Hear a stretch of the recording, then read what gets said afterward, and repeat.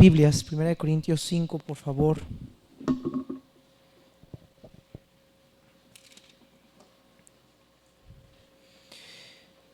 Estaba leyendo un libro, hermanos, de predicación expositiva para mis clases del seminario de todas las naciones y de aquí en la iglesia. Y veía, hermanos, que una de las ventajas o beneficios que tenía, hermanos, predicar de manera expositiva era que iba a obligar al expositor a tocar temas que nunca tocarías de una manera común, temas complicados que tendrías que tocar, que tendrías que meterte, o temas que incluso a muchos de nosotros no nos gustaría predicarlos, pero que se tienen que predicar, que se tienen que tocar. Y bueno, hermanos, en nuestro estudio de los domingos en la mañana de la carta de Corintios, hemos llegado al capítulo 5, hermanos. Hemos atravesado lo que es la división, hemos atravesado lo que es la unidad, hemos atravesado lo que es la palabra de la cruz, el evangelio, la sabiduría del hombre, el liderazgo bíblico, como debe de ser un líder. Y ahora, hermanos, Pablo va a atacar un segundo problema, un problema más duro en la iglesia de Corinto. Dice ahí en el capítulo 5, verso 1, acompáñenme por favor ahí, hermanos, le puedo pedir por favor, preste toda su atención, abra sus oídos, por favor. Es un tema muy difícil para mí predicarlo, es un tema muy complicado. Y hermanos, la verdad es que como iglesia tenemos, hermanos, que poner en práctica todo lo que la Biblia nos enseñe. Porque no es para nuestro bien, es por el bien de la gloria y de la santidad de Dios, hermanos. Dice 1 Corintios 5, de cierto se oye que hay entre vosotros fornicación,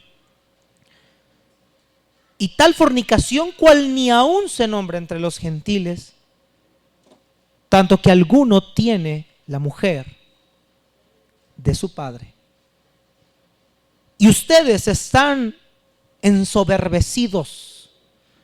¿No debierais más bien de habernos lamentado para que fuera quitado de en medio de ustedes el que cometió tal acción? Ciertamente yo, como ausente en cuerpo, pero presente en espíritu, ya he como presente juzgado al que tal cosa ha hecho.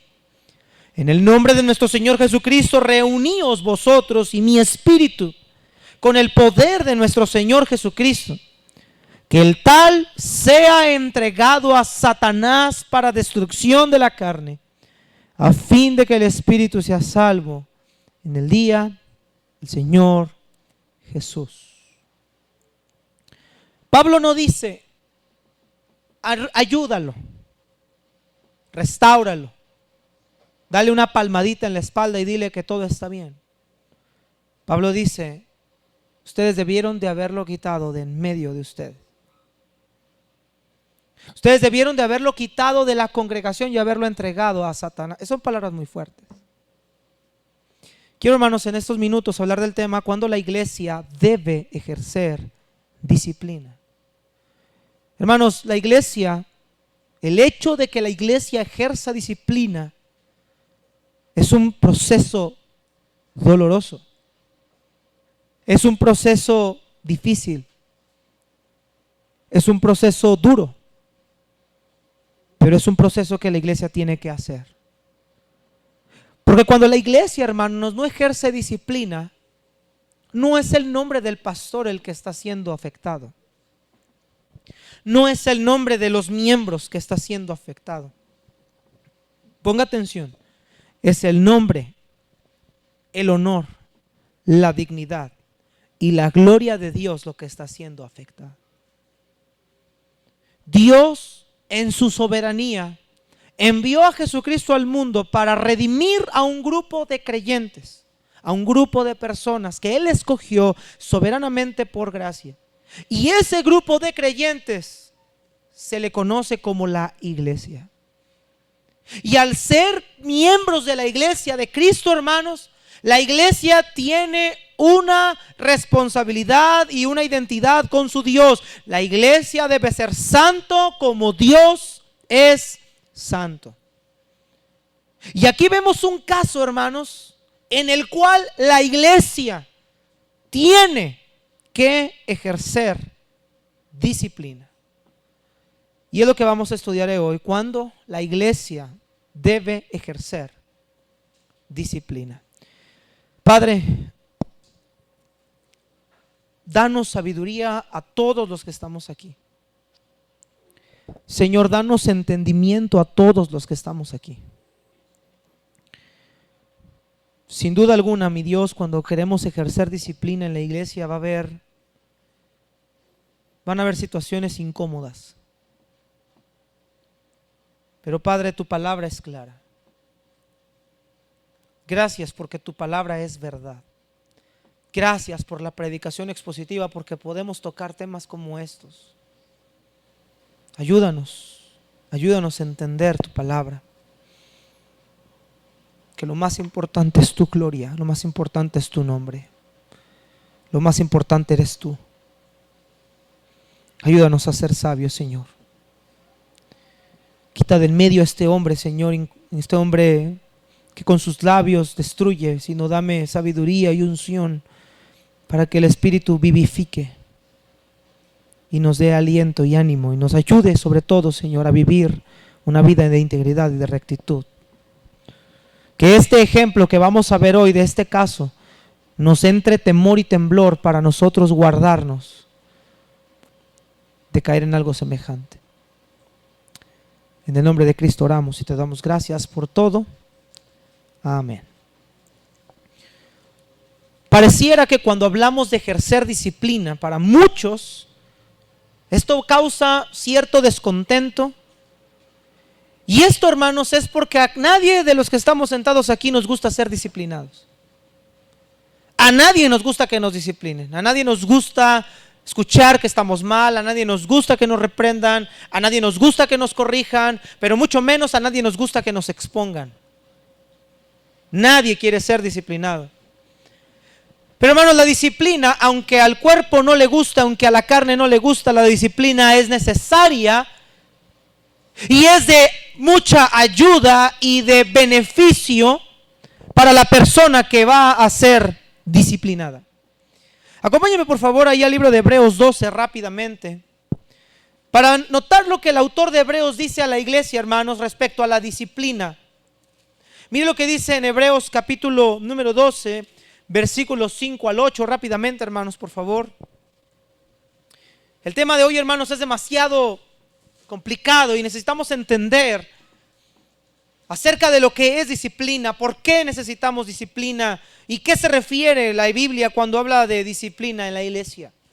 Dice Hebreos capítulo 12, versículo número 5, dice: ¿ya habéis ya olvidado la exhortación que como a hijos se os dirige, diciendo, hijo mío, no menosprecies la que, hermanos, la disciplina del Señor, ni desmayes, no te desanimes, no te desalientes cuando eres reprendido por Él, porque el Señor al que ama disciplina y azota a todo aquel que recibe por hijo?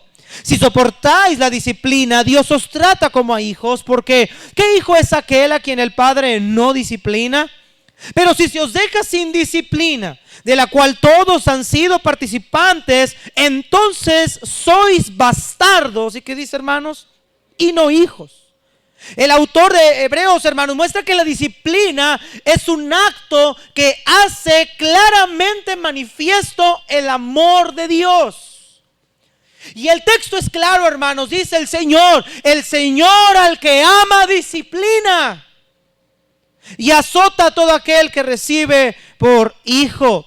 Si un padre ama verdaderamente a su hijo, no va a permitir que su hijo haga lo que quiere, no va a permitir que su hijo se destruya, sino que va a hacer todo lo que esté en sus manos para educarlo, para criarlo, pero amonestarlo y estorbarle en todo aquello que se ha desviado. Y si ese hijo ha desobedecido y si ese hijo se ha salido del camino, el padre tiene el deber de ejercer disciplina para corregirlo, para ayudarlo, para ponerle guardas de protección y de seguridad, para que ese hijo pueda crecer en una madurez y con sabiduría. Y si bien es cierto, hermanos, que la disciplina en el momento causa tristeza, no causa gozo cuando estás siendo disciplinado, cuando estamos haciendo algo mal y el pastor nos llama a la oficina y nos confronta, o alguien me confronta y me dice estás mal. Nadie quiere escuchar de otra persona decir que estoy mal. Nadie nos gusta oír eso. Y es porque el orgullo, hermanos, no nos permite ver la realidad. El orgullo no nos deja ver verdaderamente en qué estamos fallando.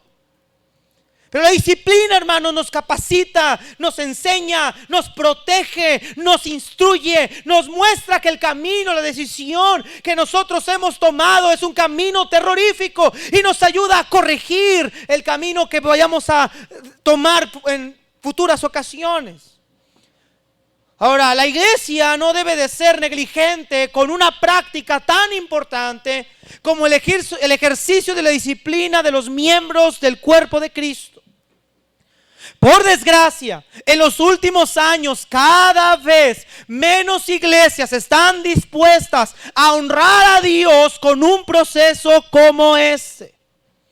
Y no creo, hermanos, que sea pura coincidencia de esta práctica que haya perdido fuerza en el preciso momento en el que el creyente ha estado trivializando la santidad de Dios. Cada vez que le perdemos el miedo reverente a Dios, le perdemos el miedo al pecado, y cuando esto ocurre, el pueblo se desenfrena, y cuando el pueblo se desenfrena es porque ha dejado de temblar ante la presencia de Dios. Hermanos amados, la disciplina nos permite a nosotros entender lo que estamos haciendo mal para corregirlo, pero dice el apóstol Pablo, repréndelos delante de todos para que también otros teman. Y esto lo vemos en el libro de Hechos, hermanos, la iglesia primitiva naciente, creciente. Cuando Ananías y Zafira sustrajeron del precio de ese campo que ellos habían vendido, la Biblia nos muestra que Pedro confrontó a Ananías. Primero le dice: Ananías, ¿por qué llenó Satanás tu corazón para que mintieras al Espíritu Santo? Y en ese momento Ananías cayó tirado en el suelo y murió. Posteriormente vuelve Pedro a confrontar ahora a Zafira.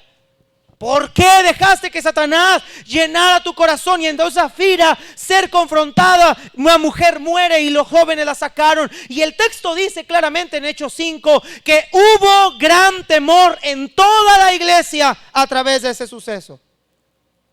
¿Sabe por qué la iglesia permite demasiados pecados, comportamientos, actitudes, inmoralidad, divisiones? Porque no hay disciplina dentro de la iglesia. Y cuando no hay disciplina, estamos como en el tiempo de los jueces. Cada quien hace lo que bien le parece. Pero hermanos, aquí hay un problema. Que no estamos afectando al pastor cuando yo hago lo que a mí me viene en gana. No estamos afectando solamente al hermano, al nuevo que viene a la iglesia. Estamos afectando el nombre y la gloria de Dios, porque se supone que la iglesia debe de ser santa como Dios es santo.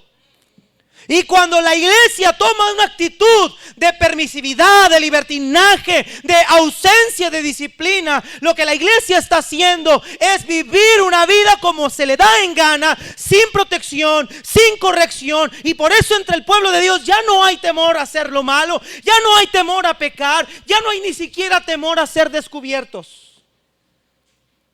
Porque usamos una frase tan común: ay, ¿y él quién es para juzgarme si él es peor?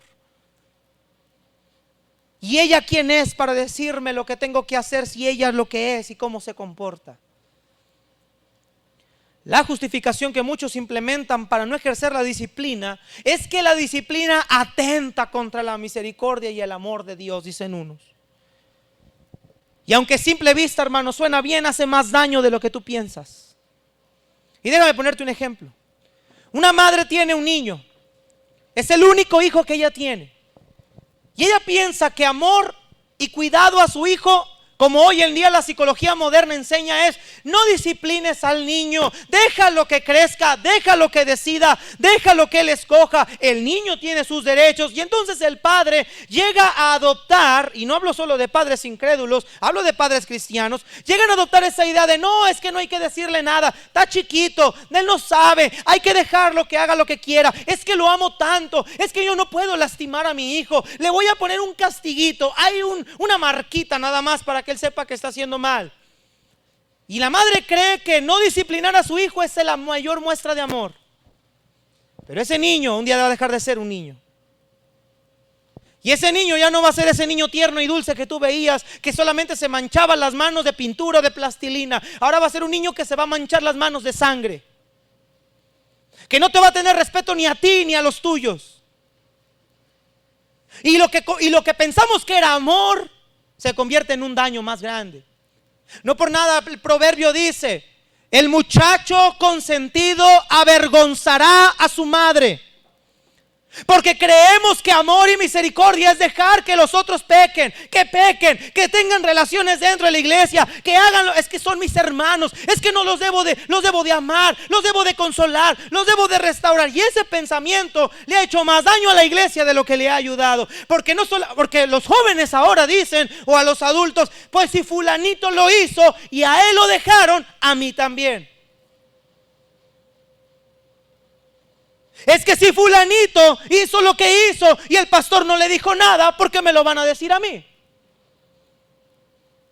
Y ahora el líder, por ser imparcial, por ser un hombre que hizo acepción de personas, por aplicar la ley unos sí y otros no, está generando más problemas dentro de la iglesia que lo que se hubiera generado si hubiera tratado el asunto espiritualmente y de una forma correcta, con un claro discernimiento. Hermanos amados, que haya disciplina no quiere decir que no haya amor. Al contrario, la muestra de amor hacia mi hermano, mi hermana, hacia mi hijo o mi hija, es cuando hay disciplina. Y el Señor mismo lo dice: Dios al que ama, disciplina. ¿Cómo voy a restaurar? ¿Cómo voy a ayudar? ¿Cómo voy a animar a alguien que está caído si no lo disciplinamos? Pero viene la pregunta del típico miembro: ¿y quién eres tú para disciplinarme? ¿Quién es la iglesia? ¿Quién es fulanito para disciplinarme?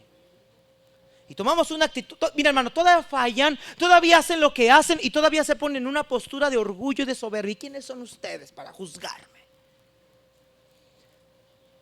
Esa maldita palabra: es que no me juzguen. Como si, mira, hermano, te voy a dar la definición de lo que es juzgar. Juzgar en el diccionario de la Real Academia, lo que tú crees que es juzgar es cuando yo me pongo una opinión de lo que tú eres o lo que yo creo que tú eres. Es forjarme una opinión. Pero Pablo utiliza la palabra que él ya ha juzgado al que cometió tal acción. Y ahorita vamos a ver que esta palabra no es que Pablo estaba teniendo una opinión de él. Pablo tenía una evidencia jurídica contra esa persona que violentaba una ley. Que yo juzgue a una persona es: yo creo que fulana de tal ha de andar, yo creo que ella, y pienso. Eso sería emitir un juicio sin conocerla. Pero un juicio ante una iglesia, hay evidencias, hay pruebas, hay sentencia de culpabilidad. Tenemos que cumplir el mandamiento. Y muchos usamos esa palabra para justificar nuestros pecados. Para restaurar, dice el pastor Miguel Núñez, para restaurar el respeto por la disciplina de la iglesia, primero tenemos que despertar la conciencia acerca de la imagen de Dios y todo lo que Dios representa. Hasta que esto no ocurra, no se podrá apreciar la importancia del proceso disciplinario. ¿Por qué las iglesias dejan de disciplinar? ¿Por qué los pastores ya no disciplinan? ¿Por qué la iglesia permite pecado en su vida? Y hermano, la razón principal, la razón primordial es porque la iglesia ha perdido el entendimiento acerca de la santidad de Dios. Se nos hace más fácil evitar que gente se nos vaya de la iglesia para ejercer disciplina. Preferimos tener bancas llenas de personas que tener la presencia de Dios por hacer lo correcto.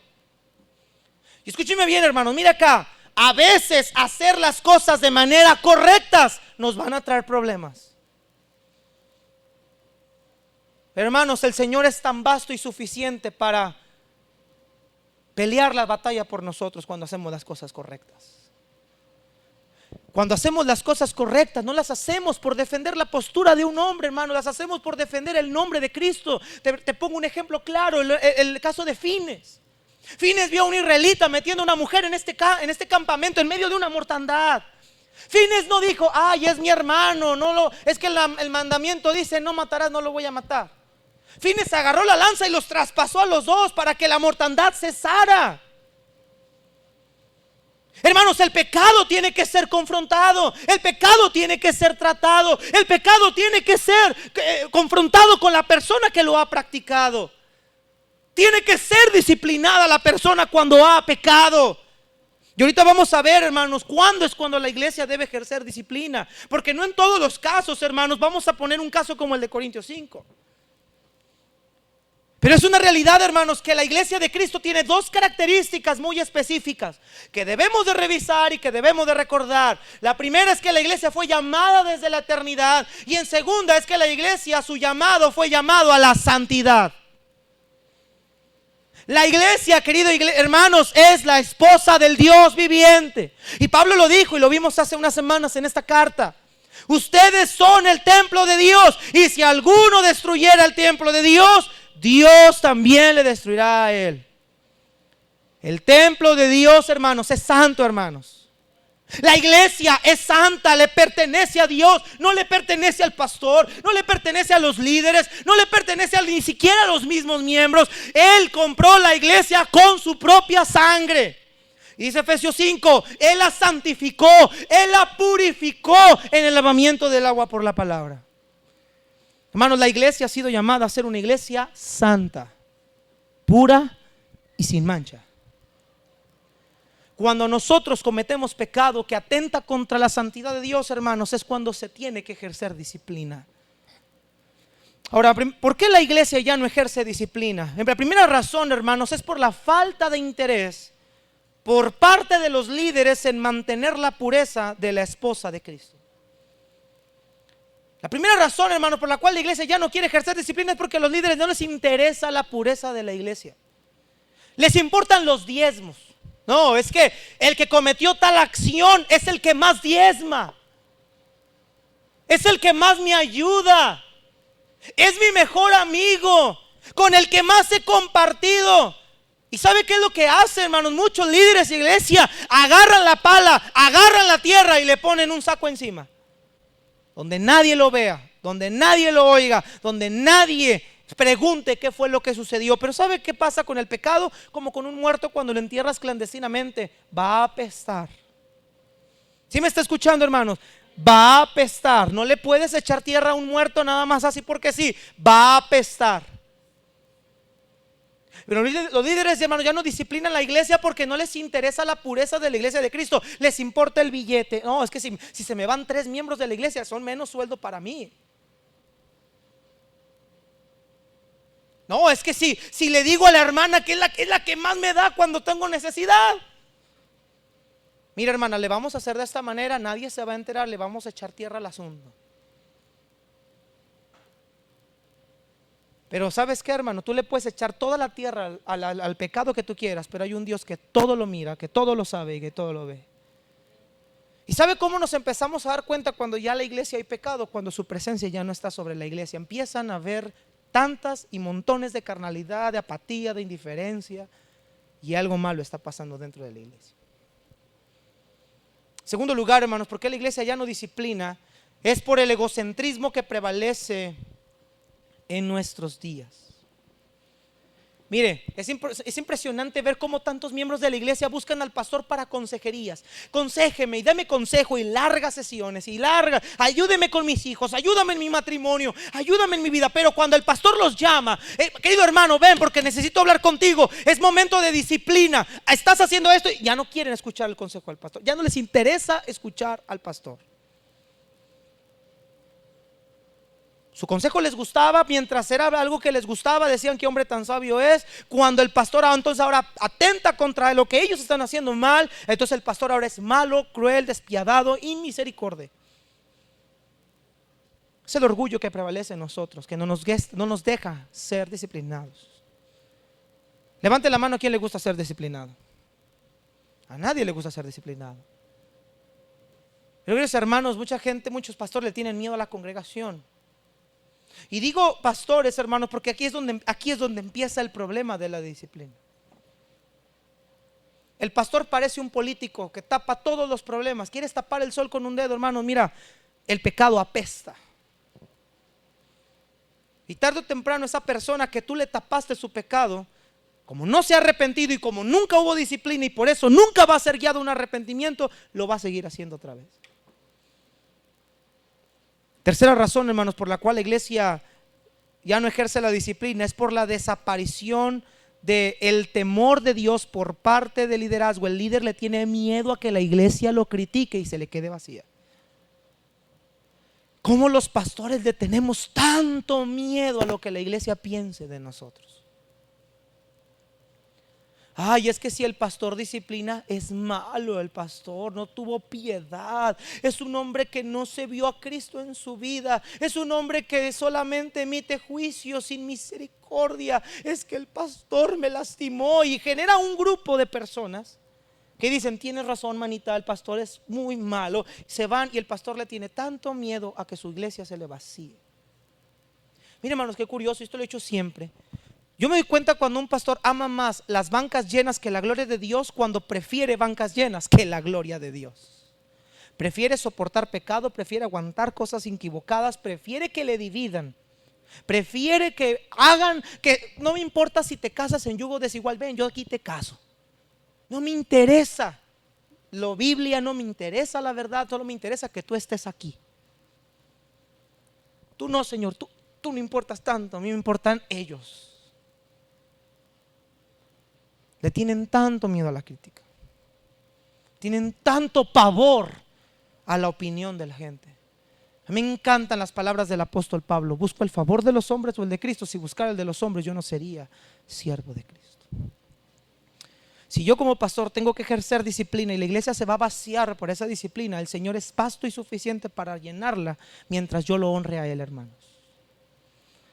Porque Él no va a honrar una iglesia donde el pecado se está permitiendo y tolerando.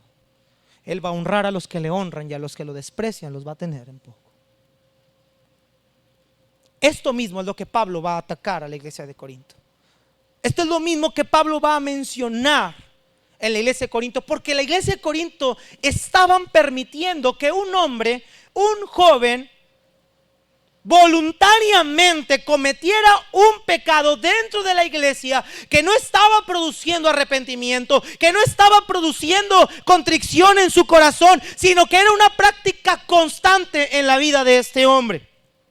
Mira lo que dice, hermanos, 1 Corintios 5, por favor. Vamos a ver la situación y vamos a dividir este sermón en 4 partes, hermanos. Número 1, vamos a ver el problema. ¿Cuál era el problema en la iglesia de Corinto?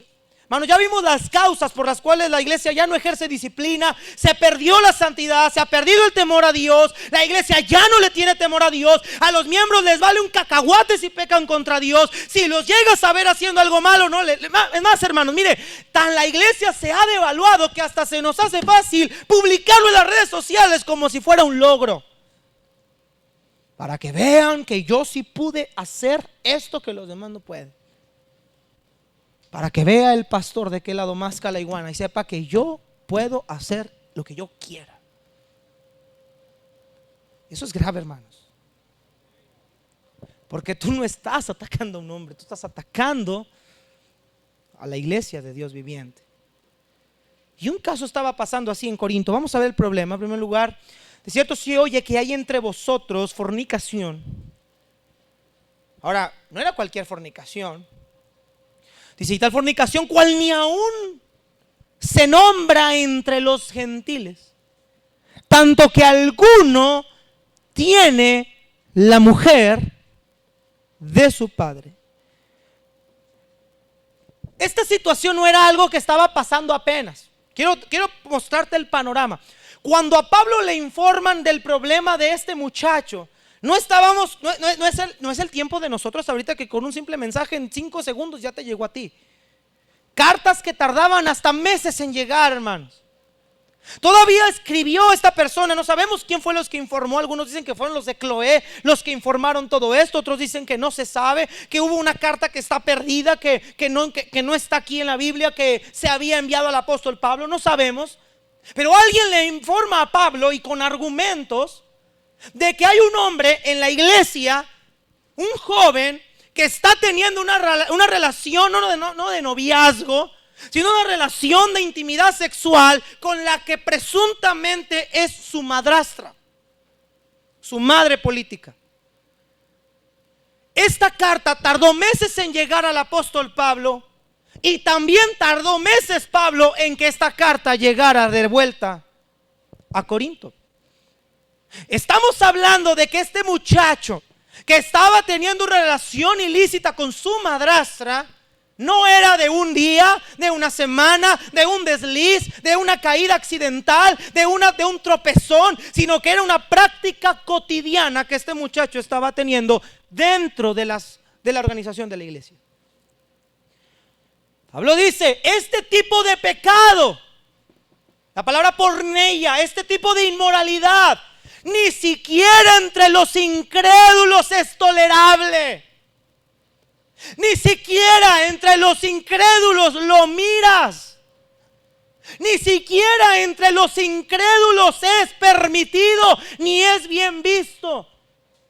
Pero que dentro de la iglesia del Dios viviente se está viendo algo que ni en el mundo se ve. Porque hay uno de ustedes que tiene una relación con su madre política. ¿Te imaginas eso? ¿Te imaginas eso? Un muchacho teniendo una relación sexual activa con su madrastra. La Biblia no nos dice nada del padre, no nos dice si el padre está vivo, si el padre está muerto, pero la relación que este muchacho tenía con esa mujer era una relación que se le conoce como el incesto. Mírame acá lo que te voy a decir, pon atención. Uno de las categorías más vistas en la red de la pornografía por los jóvenes es el incesto.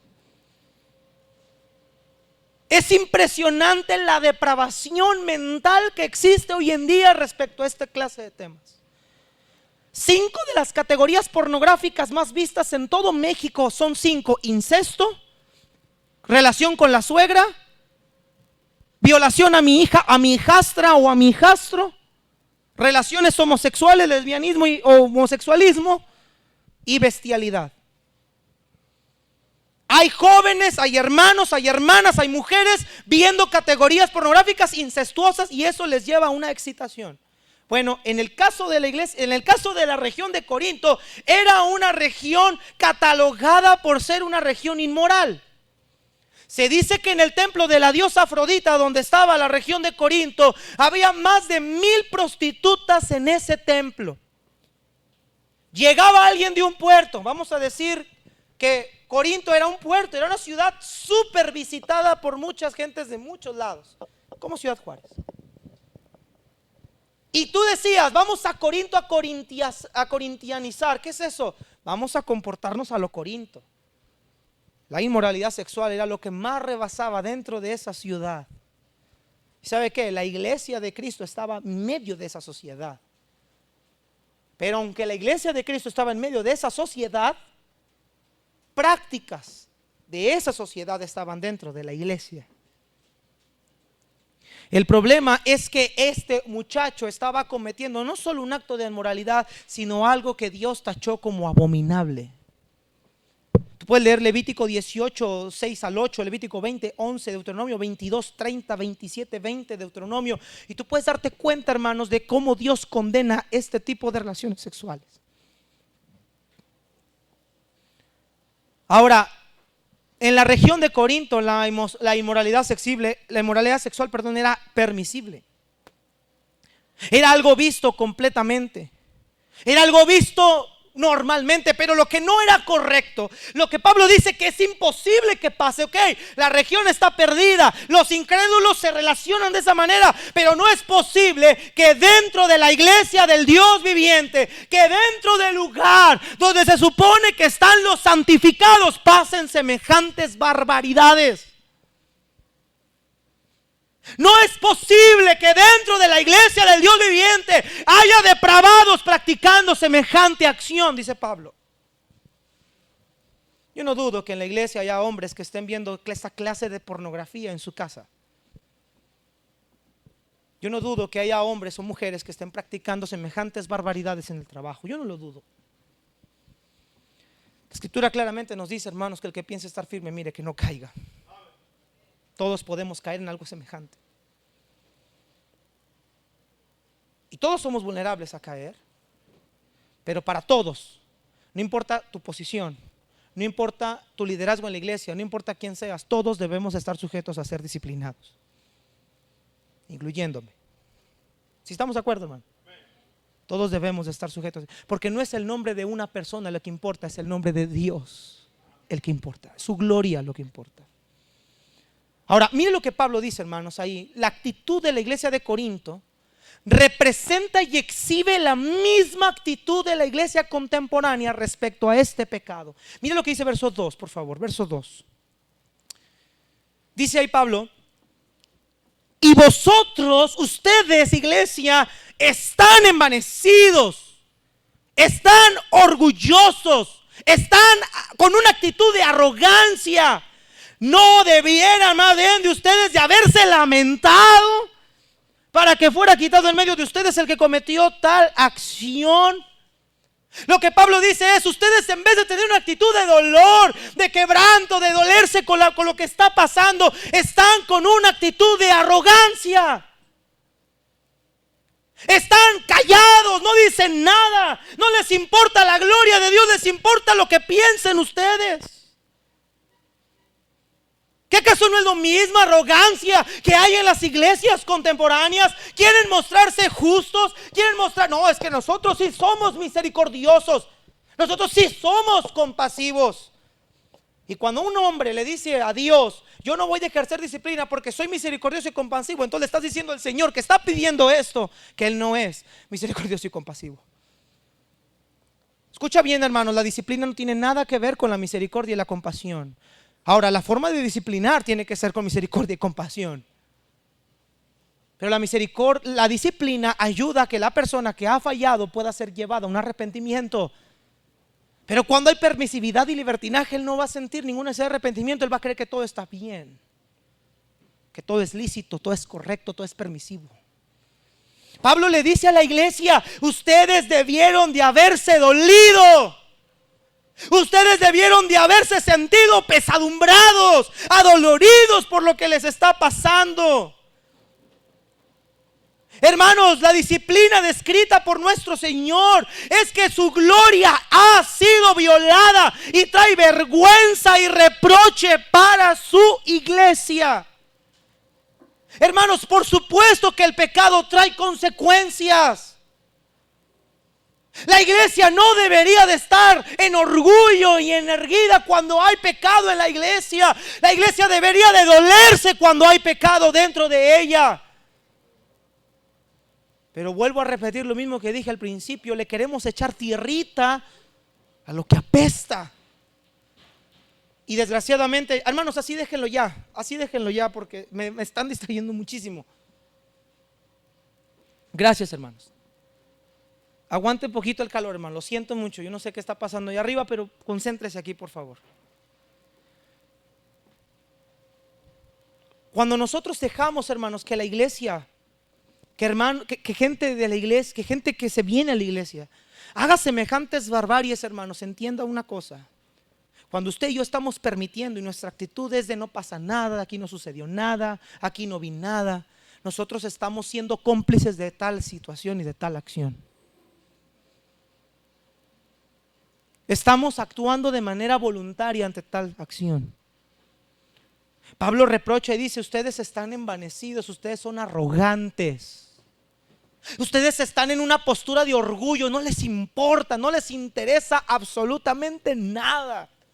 Te vale lo que está sucediendo, te vale lo que está pasando, te vale tu comportamiento, te vale tu actitud, te vale la situación que está viendo en el entorno, lo que puede pasar en la iglesia, lo que puede suceder cuando se permite pecado en la iglesia. Su actitud es completamente reprobable, dice el apóstol Pablo. Y cuando la iglesia está llena de orgullo, y cuando el pastor está lleno de orgullo, y cuando los miembros están llenos de orgullo, nadie quiere que le digan absolutamente nada. No, pastor, así déjelo. No, hermano, es que pues así déjalo, no pasa nada. Siempre tenemos esa maldita costumbre de decir que no pasa nada cuando algo está pestando allá adentro. No, hermanos, el pecado pasa algo. Cuando Adán pecó no pasó nada, ¿verdad? Cuando Eva pecaron no pasó nada. Cuando David pecó no pasó nada. Cuando Saúl pecó no pasó nada. En un abrir y cerrar de ojos el pecado cambió la vida de toda la humanidad en un solo segundo. Pasó algo. Cuando se permite pecado en la iglesia, algo va a pasar, algo está pasando, algo va a suceder después. La actitud que Pablo esperaba de la iglesia no era orgullo. Mira lo que Pablo esperaba, verso 2. ¿No debieron más ver ustedes de haberse lamentado? ¿No debieron más ver de haberse dolido? ¿No debieron más bien de haber llorado? ¿No debieron más bien hacer lo que hizo David cuando pecó? Señor, contra ti hemos pecado. Señor, dame vida a mis huesos, hazme oír gozo, alegría. Señor, te he fallado, estoy abatido hasta el polvo. ¿No debió la iglesia de haber reaccionado de esa manera? ¿No debieron los miembros de haberse postrado y haber dicho: Señor, perdónanos, todos hemos fallado? Dice: en lugar de eso, ustedes están arrogantes. Están en una postura de no sucede nada, no pasa nada. Solo les importa su dinero, solo les importa su congregación, solo te importa el tamaño, solo te importa lo que te pueden dar, solo te importa decir que eres la iglesia más grande. Pero no te importa la gloria de Dios, no te importa su presencia, no te importa su nombre. Están en una actitud de arrogancia. Pablo no les está hablando bonito, hermanos, eso sí te lo puedo asegurar. Pablo está dolido, está enojado, está molesto. ¿Cómo es posible que en la iglesia del Dios viviente haya semejante barbaridad? Y no porque aquí seamos una bola de puritanos, no, es que ellos se creen santos, no, hermanos, sino porque el nombre que representamos sí es santo, hermanos. Mira qué gran peso nos dejó el Señor en nuestra vida para representarlo. Somos sal y luz para que los hombres vean vuestras buenas obras y glorifiquen al Padre que está en los cielos por nuestra causa. Esa es una gran responsabilidad. Ese es un gran peso. Qué triste que en la iglesia del Dios viviente estén pasando cosas como estas, semejantes a estas. Hombres metiéndose con hombres, mujeres con mujeres, hombres siéndole infiel a su mujer, jóvenes teniendo sexo con cualquier muchacho, muchachitas saliendo embarazadas, hombres entregados a la pornografía, hombres drogándose, hombres cometiendo bestialidad, zoofilia, pedofilia, necrofilia, hombres violando mujeres dentro de la iglesia. Eso es un luto, hermanos. Una acción semejante no es para estar contentos, es para estar de luto.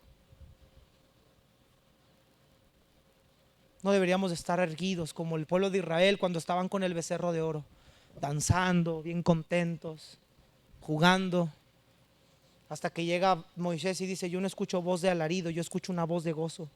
Y cuando ven lo que estaban haciendo, adorando un becerro de oro, gozándose de un becerro de oro, Moisés se enoja tanto que quiebra las tablas de la ley. ¿Dónde dice en la Biblia que se debe de permitir el pecado y que eso es ser misericordioso y amoroso? Ahora, hay maneras de disciplinar y ahorita las vamos a ver, porque no luego hay que llegar a exponerlo. Pero el caso de Pablo es algo que es evidente. Mira, un hombre entró cínicamente con la madrastra. Todos sabían que era su madrastra. Eso no era algo que debía estar oculto. Es algo que toda la iglesia ya era testigo. Por ende, Pablo lo está tratando de manera pública. No es algo de orgullo, hermanos, cuando pecamos. No es algo de orgullo cuando hacemos algo incorrecto. No es algo de orgullo cuando nosotros estamos violando la ley de Dios sabiendas de lo que estamos haciendo está bien o está mal. Debe haber disciplina.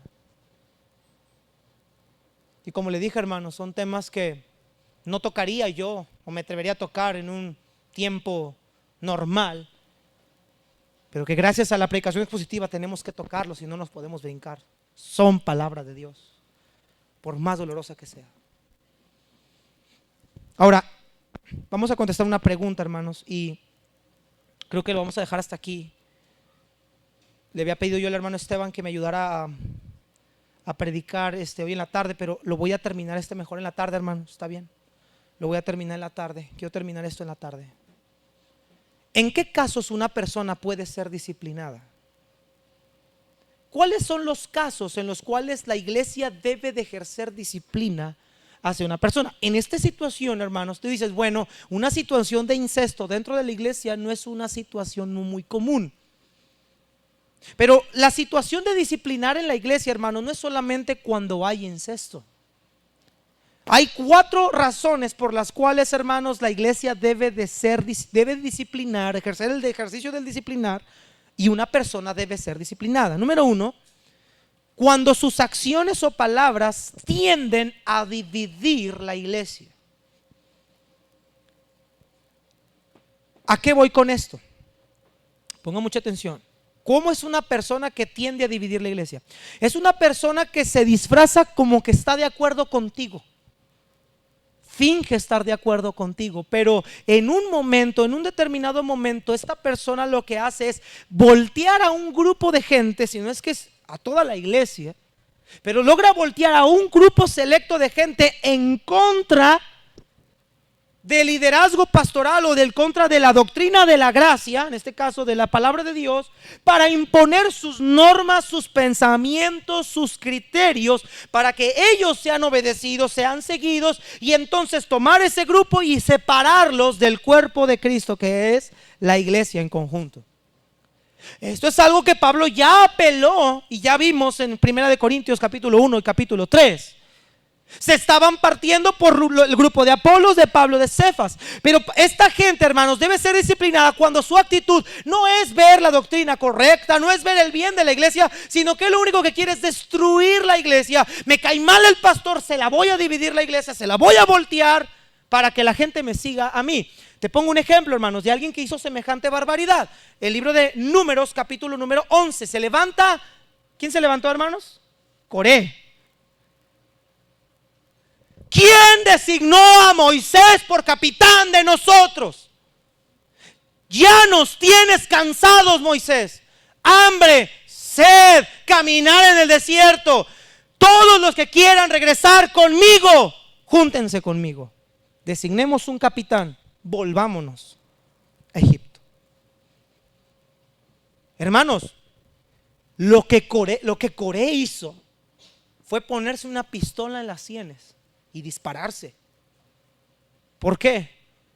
Porque él vio a Moisés como persona, pero él no vio que Moisés era el escogido de Jehová, y que él no era el escogido de Jehová, él era un usurpador. Lo que Coré hizo fue esto. No estaba atentando contra Moisés. Si tú lo lees así literalmente parece, mira, atentó a Moisés, y como muchos espiritualizan el pasaje, no, todo aquel que se pone contra el siervo de Dios le va a ir mal. No. No está resaltando que Coré fue castigado, se lo tragó la tierra porque se puso en contra de Moisés. Se puso en contra de la gloria de Dios y el propósito de Dios. Ahí fue donde Coré falló. Porque ese Moisés del cual él se cansó, no solamente se cansó de Moisés, se cansó de la experiencia que estaban pasando en el desierto. Entonces él dice, yo no estoy contento con salir a una tierra que fluye leche y miel. Al diablo Moisés, al diablo el Dios de Moisés, el que esté conmigo, vámonos a Egipto, vamos a regresarnos a nuestra ciudad feliz. Y lo que él quiso hacer, hermanos, fue dividir el pueblo de tal manera que uno se opusiera no solo en contra de Moisés, en contra de Dios. Por eso dice que ese fue el día de la tentación, donde lo tentaron. Y cuando Dios ataca, hermanos, cuando Dios te confronta, escúchame bien, querido hermano, cuando Dios te confronta personalmente, dice Hebreos, horrenda cosa es caer en las manos de un Dios vivo. Tropiezos van a venir, dijo Jesús, pero ay de aquel por quien viene el tropiezo. Pablo, una iglesia debe disciplinar a un hombre cuando está haciendo esta clase de revuelo. Hermanos, ya no queremos al pastor, ¿sabes? Ya me hartó, ya me cansó. Vamos, mira, hay un candidato, vamos a poner un candidato y normalmente alguien que divide siempre se pone él como candidato. O pone él a alguien de su gusto. Mira, él tiene cualidades, ella tiene cualidades. Y entonces empieza a ser un grupo de gente. Empieza a levantar chismes, pleitos, revuelos. Empieza a mover las mentes y los corazones de la gente para ponerlo en contra del líder que él ya no quiere tener. Ahora, nota que un divisor, el problema lo tiene él, pero él contamina a los demás y pone a la gente envuelta al pastor. Y hay iglesias, hermanos, tristemente, ahorita actualmente, que están plantadas por causa de una división. Yo hablé con un pastor otra vez y yo lo conozco muy bien y le tengo tanta confianza, por eso se lo tuve que decir a él. Tú sabes que tu iglesia es de una división, tú dividiste esa iglesia y tú lo sabes. Lo que tú deberías de hacer es arrepentirte, pedirle perdón al pastor y regresar a su cuidado, porque no quiero saber lo que Dios va a hacer contigo estando aquí. No, es que yo me salí porque el pastor, independientemente de todo, él es el siervo de Dios. Tú eres un impostor, tú eres un intruso. Hermano, dicho y hecho, esa iglesia ya no existe más. El hombre cayó en pecado. Y actualmente, hermano, Satanás lo está trapeando literalmente con toda la hazaña del mundo. ¿Por qué digo esto? A veces es necesario disciplinarlos a tiempo, ayudarlos a cambiar, a corregir, antes de que hagan semejante barbaridad. Y no solo, mira, escúchame, no solo él pagó las consecuencias, buena y fuera, sino a todos los que se llevó también salieron perjudicados. Gente que salió de esa iglesia regresó otra vez a esa iglesia pidiendo perdón. Claro que tuvieron que pedir perdón porque ellos levantaron polvo, le pidieron perdón al pastor y gracias a Dios ahí siguen. Pero los que ya no continuaron, todo por la necedad, por el orgullo, la arrogancia de una persona. La iglesia tiene que disciplinar cuando pasan situaciones así. ¿Cuándo más es cuando más debemos disciplinar? En segundo lugar, la iglesia debe disciplinar cuando la iglesia está siendo afectada por medio de pecado e inmoralidad o de impurezas, en el caso que estamos viendo ahorita. Ahora, ¿qué clase de inmoralidad? ¿El incesto solamente? ¿La pedofilia? Bueno, mira, hermanos, si hubiera aquí un caso de pedofilia, un hombre que ha abusado de un niño, para empezar, la iglesia lo expulsa inmediatamente. En segundo lugar, yo lo mando a la cárcel y lo denuncio y lo mando a la cárcel por las leyes terrenales. Pero no vamos no nos vayamos tan lejos, ya son casos más fuertes y más sencillos de discernir. Vamos a una relación sexual entre dos jóvenes, entre un hermano casado con otra hermana casada. ¿Qué se tiene que hacer en ese caso? Cuando son casos así, hermanos, se tienen que llevar primeramente a una confrontación primeramente con lo que son el cuerpo de los líderes de la iglesia, en este caso el pastor. Mateo 18 dice, si tu hermano peca contra ti, ve, estando, ¿qué dice? Tú y él solos, ¿y qué más hay que hacer? Repréndelo, disciplínalo. Si te oye, ¿qué pasa? Has ganado a tu hermano. Si no, trae a ¿cuántos? 2 o 3 testigos que conste que toda palabra. Si no los escucha a ellos, entonces hay que decirlo ¿a quién?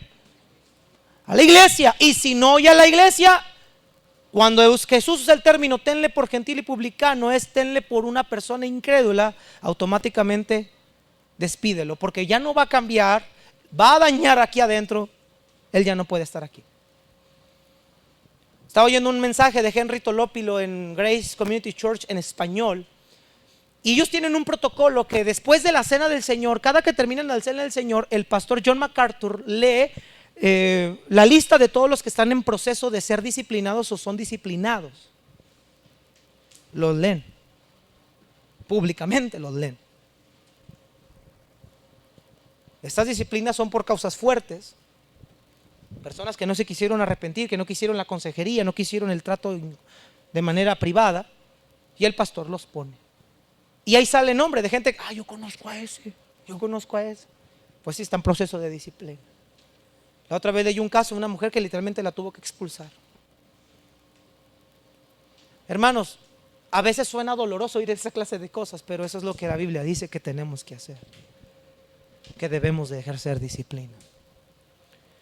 Gracias a Dios en esta iglesia por 4 años no me ha tocado una experiencia como esa de tener que disciplinar a alguien desde aquí delante de todos. Ojalá y no pase nunca. Esa es mi oración, Señor, no permitas que pase. Pero sabemos que Satanás, hermanos, es el león rugiente que anda buscando ver a quién devorar, y que sé que Satanás quizá en algún momento va a permitir algo semejante. Y créame que cuando estaba preparando esto le digo, Señor, no, por favor, dame sabiduría para si ese momento un día llegara a pasar. Pero las cosas que he tenido que tratar, siempre la mayoría, si no es que todas las he tratado en privado. Y gracias a Dios ha habido buena respuesta cuando la he tratado en privado. Ha habido buen resultado, ha habido buena reacción. Entonces gracias a Dios no he tenido que llegar a ese punto. Ha habido muestras de arrepentimiento, han seguido adelante, han cambiado su actitud. Y ni cuenta te has dado quiénes son, ¿verdad? Pero hermanos, la iglesia tiene que disciplinar cuando la pureza de la iglesia está comprometida por las inmoralidades que hay. Hermanos, que tú y yo hagamos cosas como las que hacen los gentiles que no conocen a Dios es una bomba dentro de la iglesia, hermanos. Gente llega y dice, ¿no se supone que en la iglesia deben de ser diferentes? Y yo le digo, amén, deben de ser diferentes. Siempre nos justificamos diciendo, sí, es que aquí somos puros enfermos, estamos en el hospital. Sí, pero cuando uno va al hospital es para curarse, no para seguir siendo un enfermo ahí, durar internado toda la vida. Mano, no porque seamos pecadores todavía nuestra naturaleza humana quiere decir que tenemos que comportarnos igual que como naturaleza humana. Tenemos que ser diferentes, hermanos. Tenemos que cambiar nuestra actitud, tenemos que cambiar nuestra vida, tenemos que cambiar la manera en cómo hacemos las cosas. Ya dejemos de comportarnos como niños infantiles. Compórtate como adulto, como hombre, como lo que tú y yo somos, nuevas criaturas. Tercer lugar, la iglesia debe disciplinar cuando hay falsa doctrina, cuando alguien está metiendo ya una doctrina que atenta contra el evangelio de la gracia. No es una opinión, es cuando alguien ya está sembrando una mala doctrina. Es ahí cuando entonces se lleva el proceso de disciplina. En cuarto lugar, hermanos, también debemos de ejercer, hermanos, disciplina cuando hay una acusación falsa contra algún líder de la iglesia. Cuando hay alguna acusación falsa contra el líder de la iglesia, entonces la iglesia también debe de ejercer disciplina. Estás levantando un falso testimonio. Recuerden lo que hemos hablado de la lengua. Hay veces que cuando tú destruyes con tu boca el testimonio de alguien, tú ya no lo reparas, aunque pidas perdón, eso ya no se repara. El daño que le causaste emocional, el daño que le causaste mental, el daño que le causaste, las lágrimas que le causaste, el dolor que le causaste, ya no lo puedes componer. Una persona que acusa a un líder falsamente solamente para destruirlo, desprestigiarlo, debe ser disciplinada por la iglesia. Son algunas de las cosas, hermanos, por las cuales la iglesia debe ejercer disciplina. Pastor, estoy batallando con un pecado, ¿la iglesia va a ejercer disciplina así conmigo? No, hermanos. La disciplina se ejerce no cuando alguien cae en pecado, todos, vuelvo a lo mismo, todos podemos caer en pecado, sino cuando alguien está practicándolo y que está tentando contra la santidad de Dios y no hay arrepentimiento, es cuando esa persona ya debe de ser disciplinada. Cuando alguien cae en pecado, lo que se hace es tomar a la persona y ayudarlo a restaurarse, ver por qué cayó, de dónde cayó y ayudarlo a levantarse, que no vuelva a pasar. Pero cuando la persona insiste, ya se le ha llamado la atención, ya se le ha hablado, ya has hablado con él, ya has orado con él, entonces la iglesia ya, ¿saben qué, hermanos? Hay una conducta inapropiada, tenemos que expulsar. La iglesia ahorita ya tiene nada más un expulsado en todos sus años. Tenemos un hermano que ya fue expulsado de la iglesia automáticamente, pero de ahí en más, gracias a Dios no ha pasado una situación así. Voy a dejarlo hasta aquí, hermanos, porque el tiempo se ha ido y no quiero salir después de la hora porque me voy a presionar, voy a correr y no voy a poder explicarlo de mejor manera. Pero ahorita en la tarde vamos a seguir viendo cuando la iglesia debe ejercer disciplina. Y pónganme atención, hermanos, escúchenme. Porque muchos van a tomar esta actitud, ya casi hasta los estoy oyendo. Ay, no me interesa el tema, como yo no voy a ser disciplinado, ¿para qué voy a la tarde? Hermanos, si como iglesia ignoramos estas cosas, el día que llegue a pasar una situación semejante, ojalá y no pase, no vamos a saber qué hacer. De por sí, hermanos, ejercer disciplina causa dolor. Mira, cuando tú le vas a disciplinar a tu hijo, le va a doler. Yo a veces mi hijo me dan quejas de él, le digo, a ver, vente para acá, mi niño, súbase aquí en mis piernas porque su papá lo va a disciplinar, y llora, y me duele a mí aún verlo, cómo llora del dolor de la disciplina. Pero cuando hay frutos dignos de arrepentimiento, hermanos, hay gozo, hermanos, cuando un pecador se arrepiente. La disciplina es necesaria.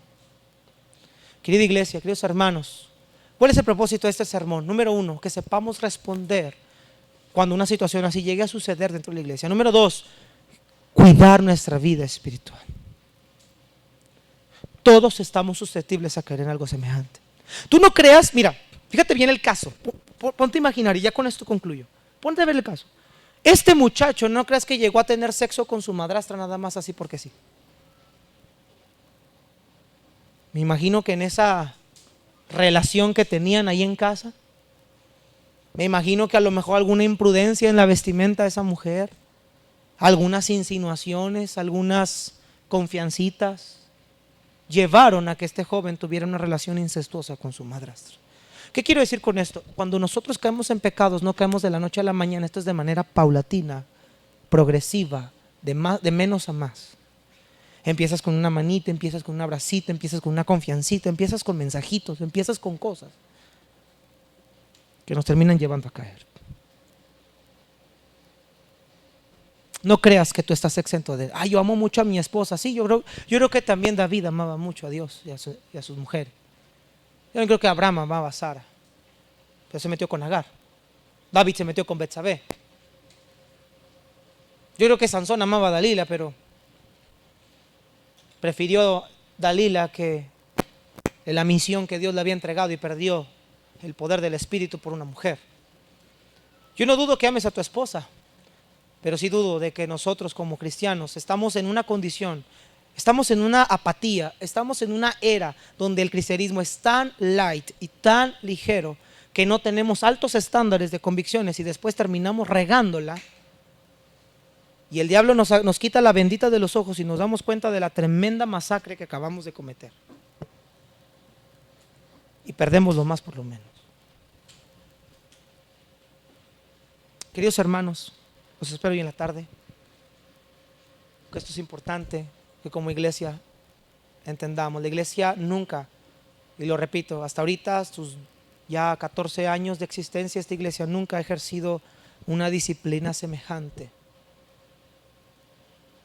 Yo me acuerdo muy bien, hace unos sermones atrás, de algo estaba yo predicando y me pasó. Ya van 2 sermones que yo he predicado aquí un domingo en la mañana de tiempo y me pasan las cosas que he predicado. Yo no sé por qué el Señor está poniendo esto ahorita, no, además de que tocó, porque era lo que seguía. Pero hermanos, tenemos que estar preparados. Yo no sé qué es lo que el Señor vaya a permitir en su pueblo, pero sí nos está instruyendo desde ahorita qué es lo que tenemos que hacer. Padre, bendice tu palabra.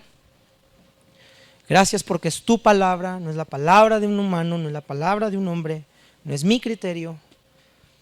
Gracias, Señor, por lo que tu palabra nos enseña.